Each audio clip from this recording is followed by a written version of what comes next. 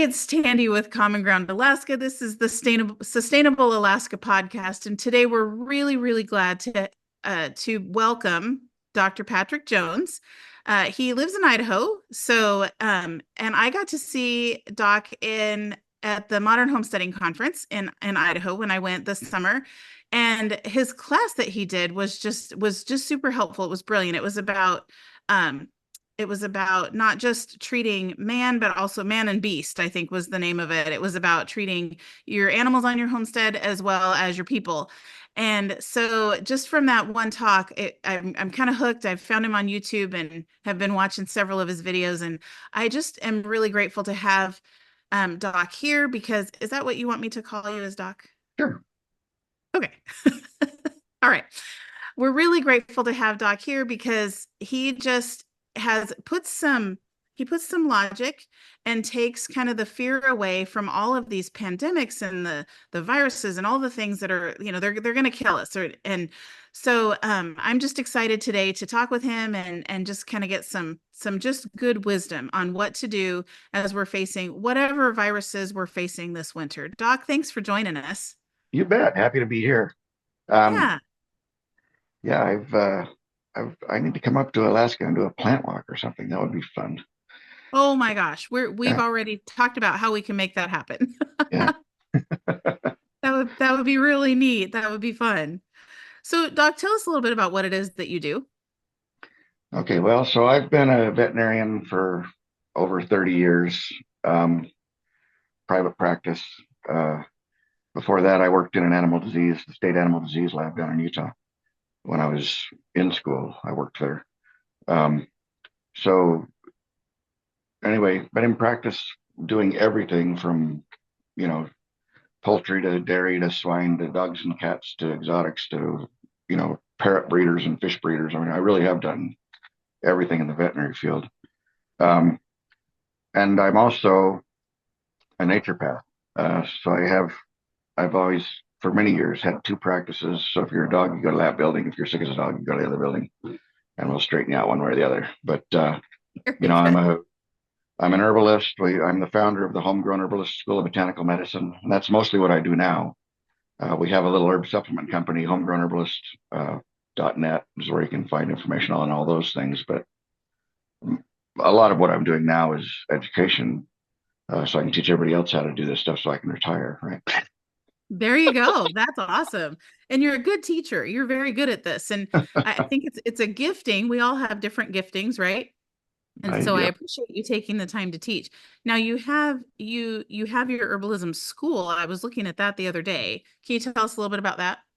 yeah. So the Homegrown Herbalist School of Botanical Medicine is you can do the entire program online. We do some live events now and then for folks that can get to them, but I have students all over the world. I can't, I mean, I think there's 8,000 or so students right now. But they're everywhere. I've got them in Australia and South Africa and, all over the Western Hemisphere too. But so you can do it anywhere. And it's lifetime enrollment. Once you enroll, you're in forever. Um, and so basically, some of the different things about the school is because I was a veterinarian for 30 years, I could do anything I wanted with herbs, you know. So we don't just talk about, belly aches and bedtime teas. I mean, we talk about gunshot wounds and gangrene and sepsis and really serious stuff because I did that all day, every day in my veterinary practice. Um, so it's a little bit more rubber meets the road. What are you really going to do kind of stuff on cases that most herbalists never have done because, if you go to an herbalist, a regular herbalist with a gunshot wound or gangrene, they're going to send you the ER. But I was the ER for 30 years, and so we got to do whatever we wanted because I had a piece of paper on the wall that says I could do whatever I want with your dog. So, so it's been a really fantastic laboratory and learning opportunity for me. And we share all that in the school. We talk about all those kinds of cases and all those kinds of things. Um, and we also talk about the veterinary stuff because, I'm a veterinarian. So it's sort of, those are some nice advantages. There's a really great student forum where we talk about all kinds of stuff, and I learn things there all the time. It's a great exchange of information. I've got a lot of that's the reason I give people lifetime enrollment, because why would I kick them out after they've learned everything? Well, they can't learn Let everything. That's life, no, right? yeah, let them answer some questions on the forum. There you So go. I've got students that have been practicing for 10 years. I mean, it's there's a lot of really good people on that forum. So anyway, it's a really fun school. The search engines are astoundingly good. Um, we cover all the anatomy and physiology of what the body's doing and what the disease process is doing, and then we talk about what the plants are doing, and so that people have a real deep understanding of not just a list of 100 plants and 100 things each one of them does, but they really understand that this plant's doing this, and so I could use it for this, or I could use it for that, or I could use it for the other thing that's not even on those lists, because they really understand the mechanisms. So that's kind of what we're trying to accomplish. We have a fantastic faculty. I'm a veterinarian and a naturopath, and my wife's a midwife and a naturopath. We've got a professor, professional researcher. She's got a PhD who's helps, write lessons and do things. Dr. Brandon Rose. Um, we've got two other great herbalists, another naturopath. There's a lot of people on the faculty, so you get all kinds of different thoughts and ideas and approaches, and anyway, it's a lot of fun. We really enjoy That's doing it. that's really great. So if you want to learn, if you want to learn to be an herbalist, or then you could join the school. And if you really just want to move in the way of more herbal medicines, we can check out the Homegrown Herbalist and see kind of what we need and order from you, rather than having to learn how to make our own. Is that right? Yeah, absolutely. And the other thing, I have two kinds of students. I have students that want to, go from A to Z and get their certificate of completion, and they want to practice and run a business.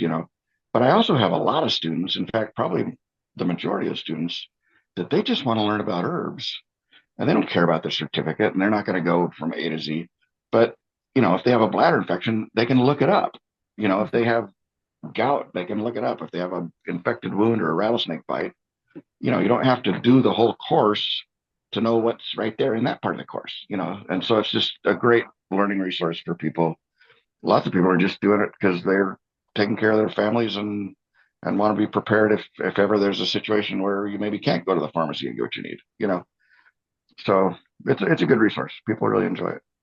That's amazing. That's really good.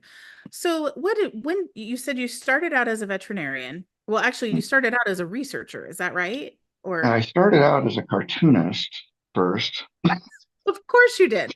and then I decided to maybe I should go to college, and became an entomologist and worked for the state extension entomology, and then I went into veterinary medicine. So yeah, I've done a lot of things. Well, it sounds like it. That's really fun. I didn't know the cartoonist part. That's fun. So, Yeah, I okay. think I have one published. That's Well, about the time I thought, maybe I should do something more productive.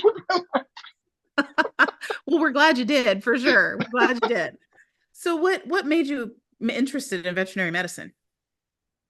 Well, I was intending to go into research. That's what my intention was. And I actually worked in a research lab, and toward the end of my veterinary career, I was going to be a researcher, and I wanted to do research that really mattered. You know, I didn't want to just do esoteric white tower super reductionist research. I wanted to do things that could apply and help people. And I thought that having the veterinary degree would give me that broad understanding, first of all, of anatomy and physiology of a dozen species, and that's a good idea. But also what they really need to fix and what they need to understand. And so I did the veterinary degree, and then I was going to go and do a PhD right after that, a research degree. And the fellow that I was going to do it with fell over dead on Thanksgiving Day. He was taking a turkey out of the oven and he fell over dead. And I thought, oh, there were some other great professors at the veterinary school that were really anxious and happy to have me be their student if I wanted to. But they were so out of touch with the real world and the real, they were ivory tower research guys, great minds, but they're so out of touch with the questions that needed answering that I thought, well, maybe I should go into practice for a couple of years so I don't turn out like that. And so I went into practice and I just never went back because Life kind I was too busy fixing problems. So life turns out that way sometimes, doesn't it? yeah, Well, that's but great. I got into And the then what? herbal stuff. I was always sort of a Boy Scout, wilderness survival, Yule Gibbons, all that stuff. Really liked that as a kid. And then I lived in South America. I was a missionary down in South America in Peru. Um, and they're using herbs for everything. Every time I had something wrong with me, some sweet old lady was giving me an herb and fixing it. And so it just sort of, went along with the interest I had in plants anyway as resources. And I came home and I went to vet school and they beat all that out of you, of course. And then, but I started using herbs in the practice and had some experiences that were really astounding to me as a medical practitioner using herbs. And I just got more and more into it. And I thought, wow, and it got to the point where in my practice, I had two cupboards about that big with meds in them. And I had a whole room full of herbs, you know, because I could do all kinds of stuff with plants I couldn't do with drugs. And sometimes drugs are great, sometimes surgery is great, but a lot of times plants are really great. So it just took off from there. And next thing I know, I'm lecturing so I can teach everybody else this exciting stuff. And then I'm writing books and then I'm starting a school. And, you get, kicking and screaming, dragged kicking and screaming on every step of that process You just because I never know didn't where have life's time. going to take you. Yeah, you never do. You never do. And you just kind of follow along and enjoy the ride, I guess. I guess that's what we're supposed to do. Yep. Yeah, I think that's exactly what we're supposed to do. Welcome to So mortality. You just thought, well, you knew what was going to happen. that's right. Boy, that's so true. So I wanted to talk specifically today about viruses. Yeah, We've got so I guess I want to start kind of at the baseline, and that's, up here, school started yesterday. So a lot of us homeschool, but still, when you think of back to school time, you think, oh boy, this is when now we're all going to get sick. So yeah, you yeah, just get exactly. all people have been outside and spread out and stuff all summer. Yeah, They're all kind of contained, and activities start back up. So I first just wanted to talk about just normal cold and flu stuff. And I want to speak to just the homestead mom or the homestead dad who is just like, how do I keep my family healthy? yeah, A lot of families they have more, they're bigger families, have more people in them. And Abby has a good friend who they have 5 kids, and it seems like that just when they get healthy, it's gone all the way through. So they spend whatever 6 weeks getting healthy, and then they get hit with something else, and it just kind of seems to be perpetual, round and right? round we The go. one Yeah, thing, yeah, the one thing makes its way through, and then they've got something else. So tell me a little bit about, just general health and how to kind of help us to equip ourselves to fight against whatever those just normal everyday viruses are. sure. Well, I'll tell you, one really fantastic thing. The body's pretty good at fixing things and fighting things if it's getting what it needs. And the first thing I would tell anybody is make sure that people are eating something that's actually food and is good for them, and make sure they're getting some sleep at night. You know, um, but those two things can have a huge effect. I mean, and it's hard with kids, and it's really hard with teenagers. Uh, because they're eating all kinds of stuff that they shouldn't be eating. But so many of the disease processes that we have, infectious disease and chronic disease, are facilitated and aggravated by a bad diet. You know, so that's the first thing is poke some vegetables in the little rascals, and get off the simple sugars and stuff. Um, Number one. But the other thing, I mean, there's things you can do. There's so we had in our family we had 15 kids, right? And most of them are adopted. We had 11 adopted and 4 homemade, but it's a lot of kids. And I think we went to the doctor. I think we had 3 visits to doctors during all the years that we raised all those kids.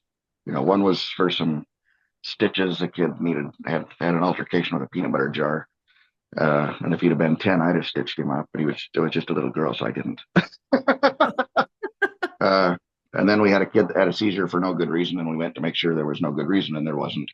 But anyway, just 2 or 3 visits, and everything else, almost without exception, we fixed with plants that were grown in our yard. Hmm.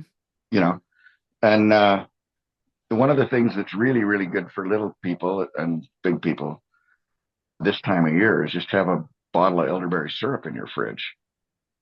And every morning you give them a sack lunch and a pat on the head and a spoonful of elderberry syrup in their mouth, and off they go to the bus. um, just as a preventative.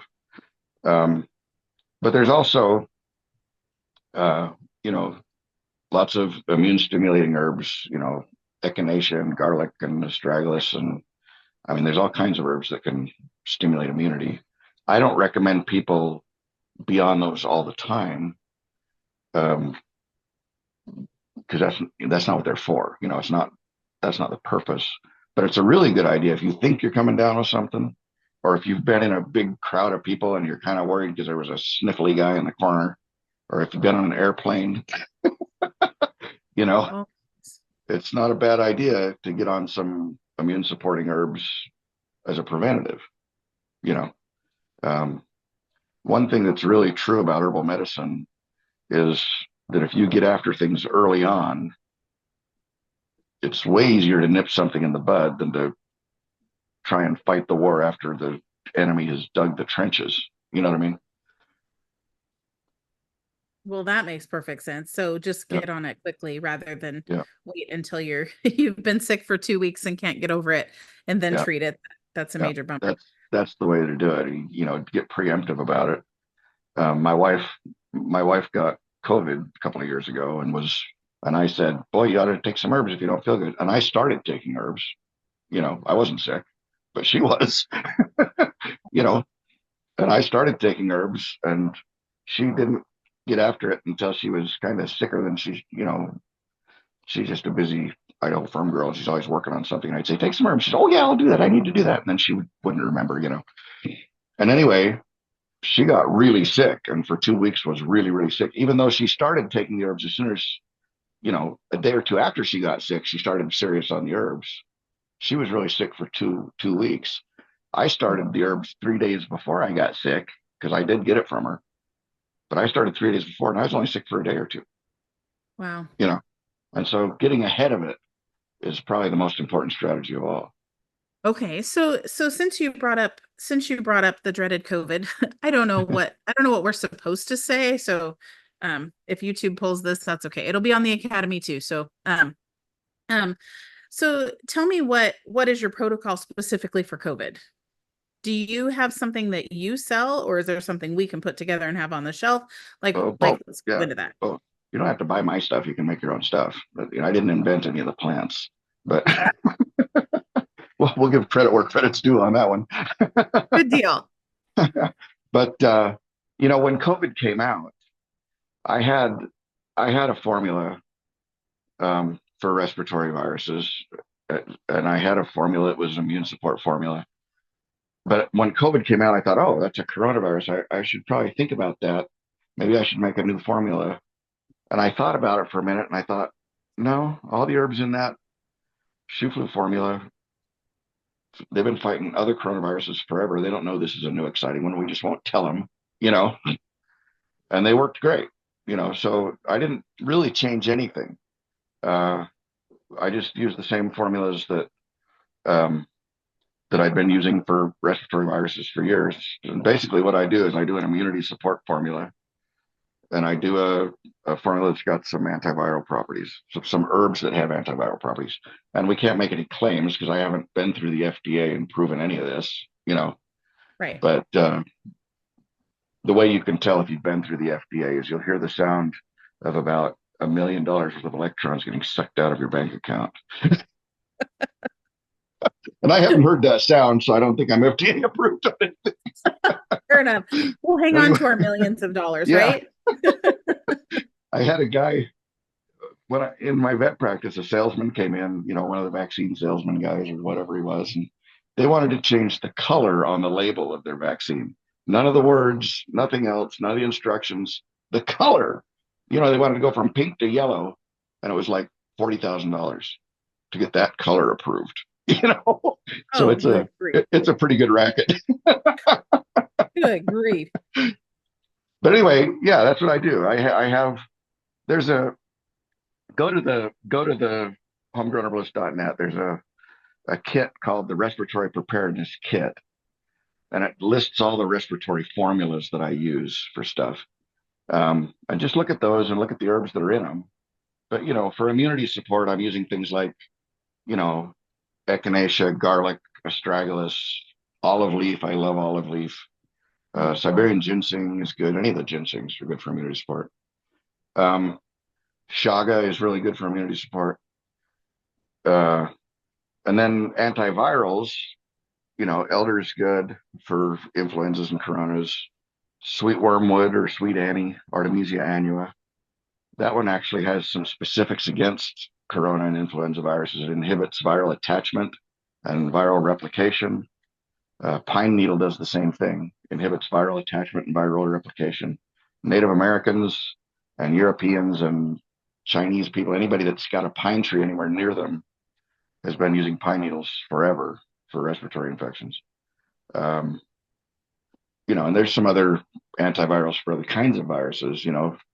Uh, lemon balm and calendula both are really good for herpes viruses. So that's, cold sores, chicken pox, shingles, you know, the naughty herpes, all lemon balm and calendula are good for those. But yeah, for respiratory stuff, I have kind of what I call the three amigos would be pine needle, sweet wormwood, and chaga. That's a good knockdown punch for a respiratory virus. And then if you look at that respiratory preparedness kit, there's also stuff in there for, herbs that fix the cough and herbs that are good expectorants and herbs that are good cytokine suppressors. And that's a big deal. Cytokine storms are a very dangerous thing with some of these viruses. That's what killed most of the people during the Spanish flu. And that's what killed a lot of people during this COVID-19 pandemic is that they would have what's called a cytokine storm. What is Uh, that? so cytokines are a good thing, usually. A lot of our immune stimulating herbs, like echinacea, stimulate cytokines. That's what she does. And cytokines are the chemicals that the immune system uses to call the troops in to fight the bugs. It's the bugle that the immune system blows that says, hey, we got bad guys over here, come get them, right? And so it's usually a good thing. But in some coronaviruses and some influenza viruses, there's a trigger that makes that cytokine just explode and you get way too much. And people actually drown in their own immune response, you Hmm. know. And so sometimes if people are feeling a lot of all of a sudden, it's usually an acute thing. All of a sudden they're feeling a lot of fluid and like they can't catch their breath. That could be a cytokine storm. And the herb that I use for that, which is fantastic, is grape leaf. Uh, the actual leaf from regular grape plants. They say that the dark grapes are a little better than the light grapes. I haven't found that. I've used both, and they both seem to work. But they contain a chemical called resveratrol, which suppresses cytokines. And so um, I have a formula called Cytokine Balance on the website, but it's got a lot of grape leaf in it. It's got a few other things. But if you just had grape leaf, I've just used that too as a tincture, and it works really well. Um, we've had some reports of some pretty scary cases that's turned them right around like that fast, you know. And I've used it on some cases locally and just turns it right off. All of a sudden they're fine. So anyway, that's a kind of a must-have tincture in your shelf is a grape leaf tincture that, you can look at that cytokine balance, look at the other herbs are in there and make your own. But anyway, that's another one that's a big deal. That's really interesting. I want to take a step backwards for a second. You said that your like three amigos were pine needles, sweet wormwood, and chaga. We Mm, have tons of chaga up here. That's an easy one. yep. Is sweet wormwood, is that like the stuff I grow in my garden, or is that something you find wild? Depends where you live. I find it wild here in Idaho. Okay. It's Artemisia annua. So it's in the same genus, as plants like wormwood and mugwort and sagebrush. Those are all artemisias. But the Okay. Artemisia annua has the highest levels of anybody in that family. It has the highest levels of that genus, the highest levels of artemisinin, which is the chemical that really has the antiviral properties.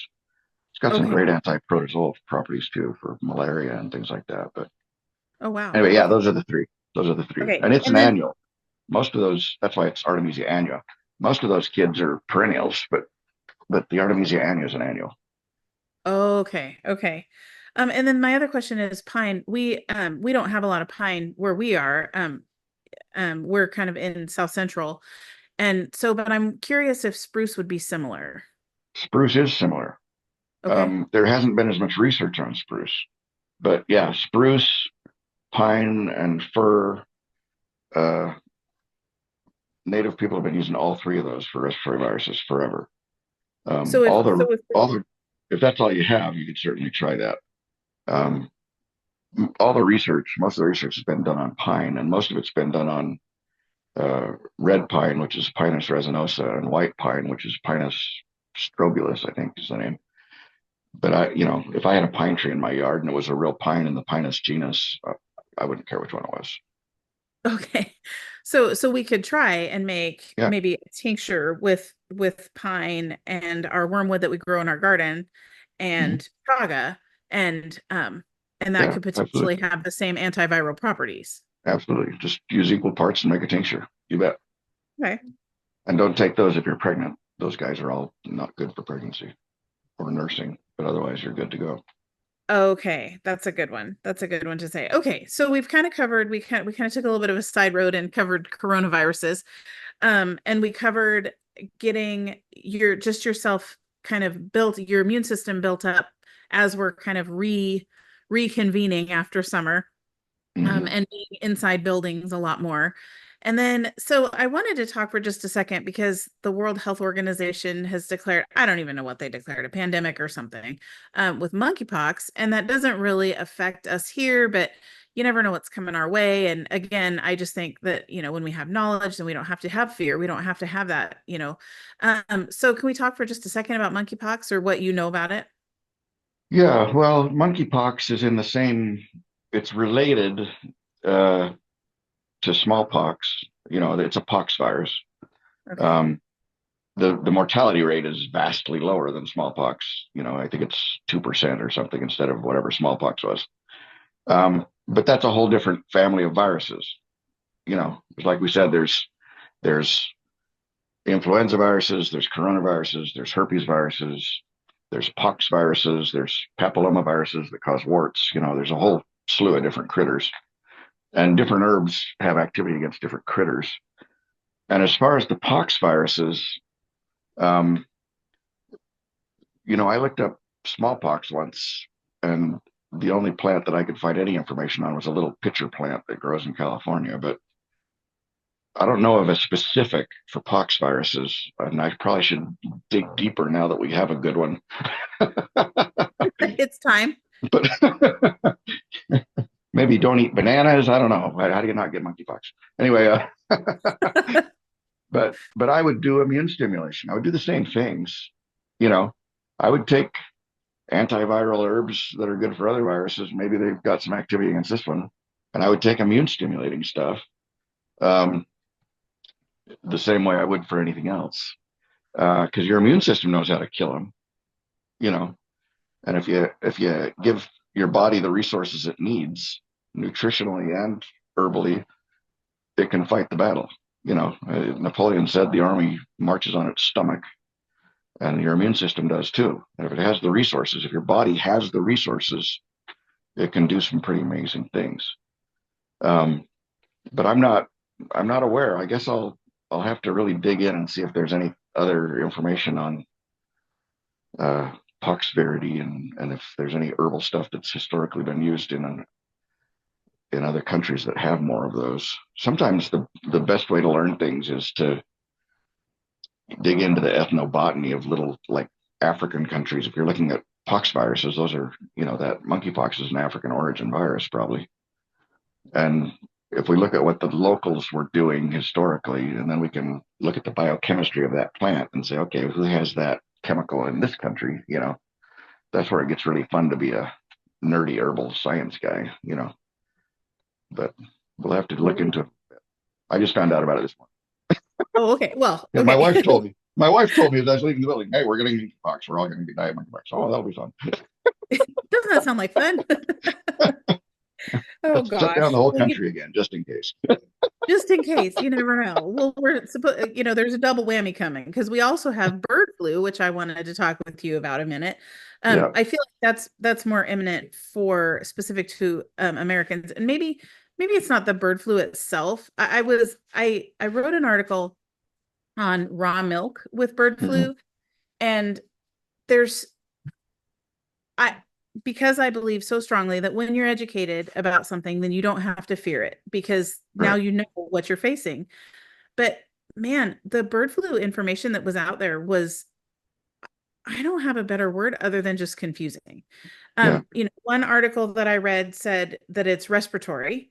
And so, but then it said that the cats that died had neurological issues. Like nothing is not equal. A is not standing next to B. It does, if that Yeah. makes sense. Yep. So I guess that's part of what creates the confusion and what makes people, genuinely nervous or scared because we don't even understand, we're told it's respiratory, but then we're told, it's neurological and maybe it's both, but they don't seem to be say it's not that doesn't seem to be what they're saying. And then they said, oh, some people got to humans, and they got pink eye. That was literally their only that was their only symptom was pink eye. So they treated the pink eye. Well, if our symptom for bird flu, the human symptom for bird flu is pink eye, then I'm not quite sure why we're freaking out. So everything was just very confusing. Nothing was Yeah. linear. Yeah. This is why the internet is such a wonderful resource because no matter what you want to believe, you can find someone that's got a wonderful article about That's the thing. That's so true. And all I was trying to find out was bird flu from raw milk, and boy, did it Yeah. take me quite the journey, and I never did get an answer. So Yeah. So the way influenza viruses work and coronaviruses work the same way. I mean, not the same way, but they have the same phenomenon. Is that they mutate. They can spontaneously mutate. They have very labile, changeable DNA or RNA, right? And so they're changing all the time. And what happens is that you have bird flu or swine flu or whatever kind of flu you want, right? That it's a pig disease or it's a chicken disease, right? A bird disease. And that virus mutates so that it can get into a human. Okay. And so if a guy works on a chicken farm or a pig farm and the whole barn is sick, they're all coughing their heads off. The farmer can go in there and he's perfectly safe because he can't catch that flu. Okay. But one day the flu mutates so that it can get into a human. And now he comes home sick from work. All right. But he can come home sick from work and have lunch with his sweetheart and give her a smooch goodbye, and she won't get sick because the virus has to mutate yet again to be transmissible from a human to a human. Okay, so it takes two mutations. Um, and so eventually, because of the bazillion little virus particles that are out there, and if you roll the dice often enough, you're going to get the mutation, eventually that virus will mutate again. And now a human can give it to a human. And now we have a pandemic. Now we have people getting the bird flu and we have cows getting the bird flu because it mutated. That was a completely separate mutation. And it mutated so it can get into cows, you know. And so they can do that. And we've had historically, big outbreaks of swine flu. We've had big outbreaks of bird flu. This COVID-19 virus originated as a bat flu, a bat coronavirus, and then it got into a laboratory and they did fun things to it. And then, I don't think anyway. here we Um, are. yeah, here we are. But the fact is that they can mutate and change. Um, and but the fact is too that the herbs could care less what it is. They really the mutations that change what species it can get to don't really change how it gets into the cell wall and how it infects the host. And so, and that could happen someday, maybe, sure.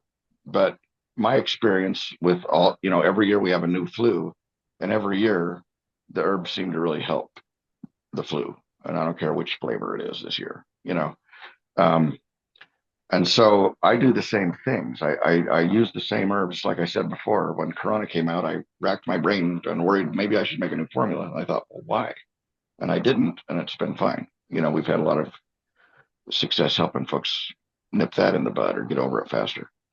And so, you know, we're always going to have a new flu, and we're always going to have a new coronavirus. I mean, look at how many strains of COVID-19 we've had since it came out, you know. And that's the first thing I thought when they said we're developing a vaccine and we're going to make everybody have it. The first thing I thought was, well, first of all, uh, it'll be great for 3 months and then we'll have a new strain and it won't be any good. Because I've been fighting in the veterinary profession, we've been fighting coronavirus pandemics in every species I can think of forever. The pigs have one, the cats have one, the dogs have one. And a lot of times the vaccines don't work worth a hoot, and they don't even make a vaccine because the companies know that it won't work worth a hoot in 3 months, And Is that so partly why in the 80s they said, and I don't, I'm a little bit guessing at these numbers, but I'm a child of the 80s. And so in the 80s, we got like 5 vaccines. And now before we're 18, and now the kids before they turn 18 get like 50 something. Is that why? Because they're so because no, they're that's a marketing project. oh, That, oh, that too. Okay. no, you're still only getting one influenza vaccine. It's just different every year. Okay. No, we're vaccinating. We are, it used to be that we only worried about half a dozen things. And now, since they have vaccines for, you know, 3 dozen or 5 dozen things, they're giving them all, you know. And personally, I think that we're grossly over vaccinated, and that, you know, you have to look, vaccination is a real hot button topic. And some people are very passionate on one side of that argument, and some are very passionate on the other side. And there's, good information on both sides. People ask me all the time, because I'm an herb nut, what do you think of vaccination? You know, and I have two very different views. As a veterinarian, I think vaccination's a really good idea. And as a human, I think even sometimes it's a less good idea. And the reason is, if you do a risk benefit analysis, what are the risks that the vaccine itself poses? And there are some, versus the benefit of not getting the disease. What's the risk of the disease? Right. And if you look at an animal, you know, even the nicest poodle owned by the richest people in Manhattan lives in a third world country where all of his neighbors poop on the lawn. You know what I mean? It's true. It's It's a true. different world. And he explores everything with his mouth. And so what's his risk of getting parvo? Well, it's through the roof, so you vaccinate him because, the vaccine's got some downsides, but parvo's got some really big downsides. Right. Yeah. But then you say, well, what about my little kid who's going to go to school? Does he need a measles shot? Well, what are the odds of him catching the measles in a kindergarten class with 30 kids and the other 29 are vaccinated for the measles? I mean, the risk is much lower. And so you just have to play it by ear and make those decisions one by one by yourself. And I'm not opposed to vaccinating little kids for some of the scary bad stuff, but I am opposed to vaccinating for the other 43 things. Yeah, it's true. I remember when I was little, I never got the chicken pox, and I attended more chicken pox parties than anybody I know. I could not get the chicken pox, and I was exposed every way we can imagine.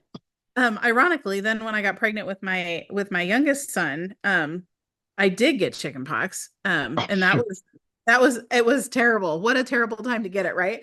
But it's funny to think how we've evolved from chickenpox parties, because every mom wanted just to get it out of the way, right? And Right. now we have a vaccine against it, and we're all terrified of chickenpox. And so it's Yeah. interesting how the thinking even has evolved. Yeah. Well, exactly. And the yeah, Good enough. Okay. you're Okay. absolutely right. I was when they had the pandemic lockdown, I thought, well, to what end? I mean, we're all going to get it anyway, because it's going to mutate. If we all stayed in our basement for 3 months and came out, in 3 months it'll mutate and we'll all get it anyway. The vaccines aren't, because of not because the vaccine companies are bad or anything like that, but coronaviruses and influenza viruses are so labile in their genetics that the vaccine's not going to be a long-term solution. I mean, I know all kinds of people that have been vaccinated and they got the second kind or the third kind, and the vaccine didn't do them diddly good, and yet they were vaccinated with a product that wasn't carefully tested and evaluated for safety. And guess what? It's caused some problems. And all vaccines can. I mean, all medications can. I mean, everything's a risk benefit analysis. But you know, the vaccine has caused some issues for some people. And what was the benefit they got? Their life has been significantly changed by an issue caused by the vaccine. And what benefit did they get? Well, they were immune from COVID for 3 months or 6 months. You know, is that really, that doesn't add up for value, money, getting your money's worth out of a vaccine, on No, a risk it's true. benefit thing. And especially like you said with the risk there too. So here's a question. If if I get COVID or whatever, bird flu, whatever, and then it evolves, right? As they do. Um, because I've already had it, is my immune system going to be able to fight it better, even though it's evolved, or is it like starting fresh every time? It depends. It depends on what changes. Sometimes you can have some cross protection. And I would guess that people that had a coronavirus vaccine, in some cases, if some new variant came along that was a little different, but not a lot different, that their immune system would still say, oh, wait, no, I've seen that guy before, get him, but it depends how much it changes. But you can have some cross protection from a vaccine. It's like with polio, just as an example. Um, Polio had very low infection rates early on in the history of this country because little kids were out barefoot playing in the mud and the dirt. And there's a wild polio virus that's not the same as the one that makes you so sick and kills you. But there's a wild other species that's similar. And since the kids were out in the sandbox eating dirt and running around barefoot so much, they got exposed to that native polio and it protected them from the real polio. But then when we started wearing shoes and socks and pine sol and linoleum and moved to a more clean kind of suburban environment, all of a sudden we have a polio epidemic because the kids aren't vaccinated naturally. The same thing happened with cowpox and smallpox. Jenner, who sort of was one of the forefront guys of discovering and inventing the principle of vaccination, he noticed that the little milkmaids never got smallpox. And the reason they didn't was because they were milking cows and they'd get cowpox, which was a much milder thing. They'd get a few blisters for a few days and be done with it. But it gave them protection against smallpox because it was kind of similar. And the immune system said, that's the same guy. I'm going to kill him, you know? And so, yeah, you can have some cross protection sometimes. Sometimes a vaccine that you get will, for a corona or an influenza, will work for other strains, or give you at least a leg up on other strains, right? And sometimes they won't. It just depends how much they changed. Now, most diseases aren't like that. If you get a measles vaccine, you're probably good to go because measles doesn't change like influenza changes, right? Chickenpox doesn't change like influenza changes, but influenzas and coronas change a lot, and so that's why their vaccines have less longevity. Okay. And would it be the same for a person who just simply gets sick from it too? Yeah, So same if thing. you vaccinate against it, but you do get, say, corona, then maybe it'll help you with the next one, depending on how much it's changed then. Absolutely, absolutely. That's what vaccination is. They're just exposing you to the disease, Okay. right? So yeah, That same makes thing exactly. Yeah. So another thing I wanted to ask you about, I'm pretty sure it was you. I will admit that I did go on quite the rabbit trail of listening to podcasts, but I'm pretty sure it was you that said that that vaccines treat a very specific portion of the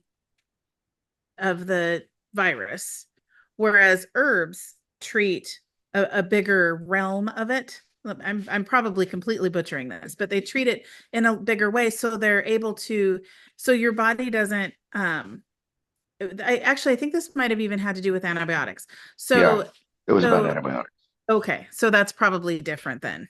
Yeah, so a vaccine, the way a vaccine helps you not get sick is you get exposed to the virus, your body makes antibodies, your white blood cells get the memo on the most wanted paper that this is a bad guy, right? And if they ever see him again, they're after it.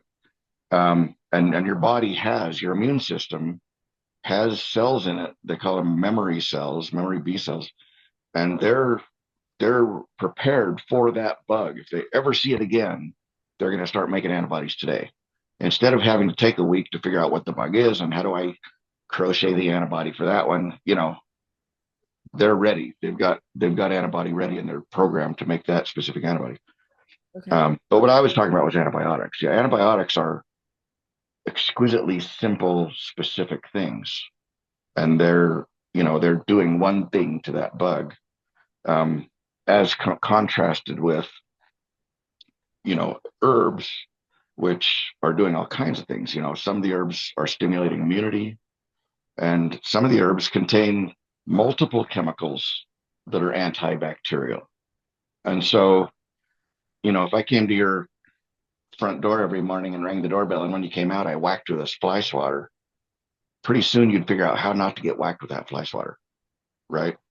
But if Mhm. I came with a squirt gun and a fly swatter and a paintball gun and a tennis racket, and I mean, if I had 10 things coming at you, it's going to be a lot harder for you to adapt to that. And it's the same thing with the bacteria. They're very adaptable and they're very responsive. And if you treat a bug with a bacteria for very long, I mean, if you treat a bacteria with a pharmaceutical for very long, you'll get resistance, Mhm. because not only do they mutate and I become resistant, but they have little DNA packets on their cell walls called plasmids, and they share those with each other.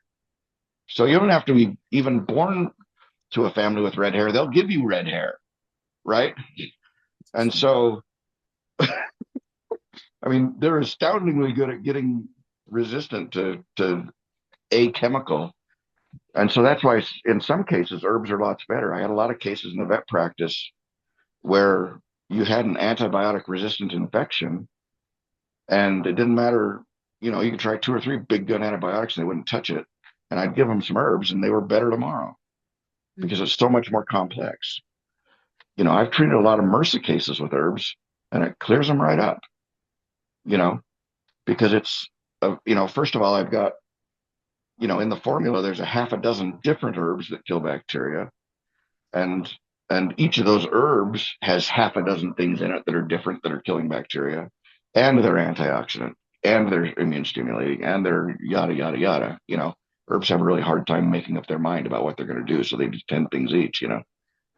But I've had a lot of cases that people were really really concerned because nothing was fixing this, and the doctors were very concerned because nothing was fixing it, and the herbs clean it right up because of the complexity. Okay. I can attest to that. We did foster care for a long time, and a lot of our foster kids came with MRSA. It just was part of it, I guess. And I'll Mm-hmm. never forget after the we treated it a couple times, and it really wasn't as big a deal to me, but part of it was I was too dumb to know to be scared of MRSA. I hadn't been informed of what it was, so that was to my advantage because I kind of went about treating it backwards. And we treated it by apply having them like soak their hand in, they get like the boils on their hand and stuff, so we just soak it in warm water with some soap, and it was just silly. But we went the simple route, and I'll never forget, we dealt with it a few times. It didn't scare me, and and I was sitting next to a caseworker. We were sitting on the couch at the child services place, and I was explaining to her what we'd been dealing with, and that one of our kids definitely had MRSA. And she physically moved away from me. Like she physically moved, and I thought, wow, there's a lot of fear to this. And I'm just happily going along treating MRSA Unclean, like huh? yeah, like it's Oh nothing. my word. And but I agree with you in that they'd get the antibiotics because they were state kids and that we had to follow what the doctor said, but we were doing further treatment for them that was actually helping them get better. And Yeah, nobody in our family ever got sick. And it's kind of interesting to me too. Again, we can either fear it or we can learn about it and treat it. yep, And so yep. so I just And have a couple. Oh, go ahead. no, go ahead. I just was going to follow up with a couple quick questions. I feel like I've taken a lot of your time this morning. But I want to ask about, you had said that to when we're been exposed to something, been on an airplane, all the typical things where you think maybe I should have boost my immune system a little bit. What about people with autoimmune issues? I've never asked this question. I'm truly clueless. Does it hurt to boost your immune system and kind of hype it up when you already have some autoimmune stuff going on? Yeah, so that's a really, really great question. And it goes back to that same thing when we're talking about vaccines, the risk benefit analysis. Mhm. You know, um, I would not, you know, if I had lupus or rheumatoid arthritis or Hashimoto's or something, I wouldn't want to be on immune stimulating herbs long term, but I wouldn't want anybody to be on them long term, you know. And so I guess my view on that is, if I had a condition like that, and people need to talk to their own doctors, but in my view, personally, if I had a condition like that and I was coming down with something nasty, I would take some immune stimulating herbs for a couple of days, and maybe it aggravates my symptoms a little, but at least I'm not going to get the flu, you know. And so you have to look at the risk benefit analysis. Now, if the autoimmune disease is very significant and severe, or the consequences of stimulating it all would be very significant and severe, well, now that's a different cost benefit analysis, right? Um, but yeah, the other problem that you have to look at is pharmaceuticals. You don't ever want to combine pharmaceuticals with herbs unless you really know what you're doing, because they can interact and goof things up. I would never do immune stimulation on somebody that had an organ transplant, you know, Of course. who's on immunosuppressive drugs, because, Right. it's one thing to have your rheumatoid arthritis flare up after a few days and feel miserable while you're fighting your cold, but you don't want to reject your liver and die. You know what I mean? Yeah. And so that cost benefit analysis is always sort of the way you have to look at things. So I feel like most of us are sick. Most of us are on meds. I just heard on another podcast, the percentage, and I can't even remember the percentage of Americans who are on some sort of pharmaceutical, and it was astronomical. Like it Yeah. wasn't like the 2 or 3% that I would have thought was, Mhm. but it's like all of it. We're all on some sort of pharmaceutical. Right. So how do we determine if we want to buy something from your store? How do we determine if it's safe? Is there a way to know? Or I'm sure this is something you have to wrestle with. Yeah. Well, one of the first of all, you have to talk to somebody that really understands both. Yeah. Um, and the physicians often don't understand both. And so their answer, which is the exactly appropriate answer, if you don't understand both, is no, don't do that. Right. Because I know what the drug's doing. I have no idea what that other stuff's going to do to Mhm. the drugs, you know. Right. Um, but in one of the things in this, and it takes some understanding and some depth and some, that's one of the other nice things about the medical background that I have, is that I understand pharmacology and I understand the herbs, and I can say, yeah, this will be all right. Don't do that. I mean, I'm in a position to make those kinds of decisions. In the Homegrown Herbalist School of Botanical Medicine, we, in fact, I just put up a lesson on sort of how you make those decisions, you know, Mm. and it's a big deal, because what happens, the herbs and the drugs are both chemicals, and you can have sometimes an additive effect. The herb's doing the same thing as the drug, and that's bad. If you're taking insulin to lower your blood sugar and you take an herb that lowers your blood sugar, now you don't have any blood sugar. You know, Sometimes they have counteractive effects. Sometimes the herbs can make the drug get metabolized faster so that it doesn't last as long as it should. You know, uh, Sometimes the herbs can interfere with the metabolism of the drug. And so, just as an example, I read a study just yesterday. In fact, I was reading a study about a gal that was on levothyroxine, a thyroid hormone, Synthroid. I don't know what brand it was, but levothyroxine. And she was taking some thyme, the herb, Thymus vulgaris, and because she was coming down with a cold. So she was going to take some time. It's in the mint family, and all the mint family guys will kill about anything. So she's drinking her thyme tea. And the next day, the day after, or 2 days after she drank the tea, she started having like heart palpitations and her heart was really racing. Right. And so she quit taking the tea, which is a really good idea. But what was happening was that thyme competes with the same enzyme in the liver to be eliminated as levothyroxine does.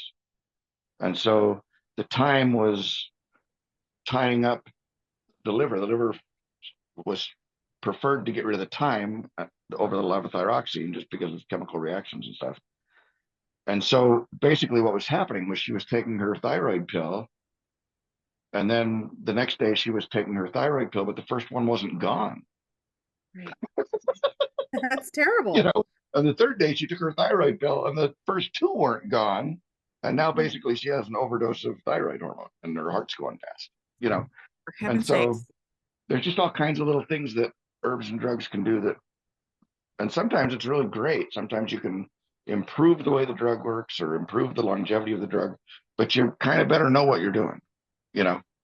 And so the three red flags I have with people is if there's a pregnancy, or if they're nursing, or if they're on pharmaceuticals, you need to be a lot more careful and a lot more informed about the decisions you're making. Okay, so who would we ask? You aren't available to answer everyone's questions all the time. So how Yeah. would we actually get that answer? Is that kind of a gray area that we're still figuring out? you know, I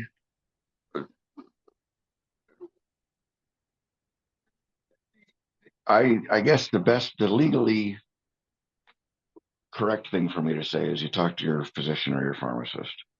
And a lot of those guys are very good and actually can look stuff up and figure things out. I'm not going to advise people, for liability reasons. I'm not going to advise people to look stuff up themselves and make their own decisions because I don't know how smart they are or how good they are looking things up, you know. How good But Google is. There is some yeah, yeah, misinformation on Google. I don't know if you've noticed. I'll tell you what, if you're going to Google anything, don't Google it. Go to Google Scholar Okay. or go to pubmed.com or sciencedirect.com. I don't know if they're .coms or .orgs, but anyway, PubMed, Science Direct, all one word, or Google Scholar will take you to actual research studies instead of some cut and paste blogger that doesn't know diddly about anything. And the AI search engines, uh, they're just going out and looking at everything in the universe, and they don't have any way to prioritize or decide who's an idiot and who's a genius, so they just randomly pull things and tell you things. I've done, played with those AI chat GPTs and all those guys, and you ask them herb questions, and they're wrong about 30% of the time. I mean, dead wrong about 30% of the time. So don't use that kind of information to make any kind of medical decisions. My gosh. But And those it's three, scary. yeah, yeah, and people don't know that. I think, oh, he's an AI robot. He knows everything. No, he doesn't know everything. He's just reading the whole internet and randomly telling you three things he found. It's a search engine. Mhm. It's not a discriminating research scientist that's telling you the true thing he found. Yeah, exactly. Yeah. Okay. All right. Well, I have really appreciated our time with you, and I've appreciated the knowledge and the wisdom that you have, and And also the sharing that we need to be careful with herbs too, because I know that it's something that requires some knowledge and some discretion, I guess. Yep. So, and I think my biggest takeaway was to get ahead of a virus rather than get behind it. Because once you're behind it, you're just always running to catch up. And isn't that the case with everything, with pain and with all the things? Absolutely. Absolutely. Nip it So, in the bud. Yep. yep, yep. Well, I appreciate you taking the time with us, and we look forward to we're trying to get Doc up here for the 2025. How are we at 2025 already? Expo. So we're gonna see how that goes. But yeah, that would be a lot of fun. It'd sure be good to have you. Yep. We'd love to come up. So All see, right. see Thank if we can you. figure it all out. It's great Let's to be get it with you, all Tammy. figured. Yeah, thank you. You bet.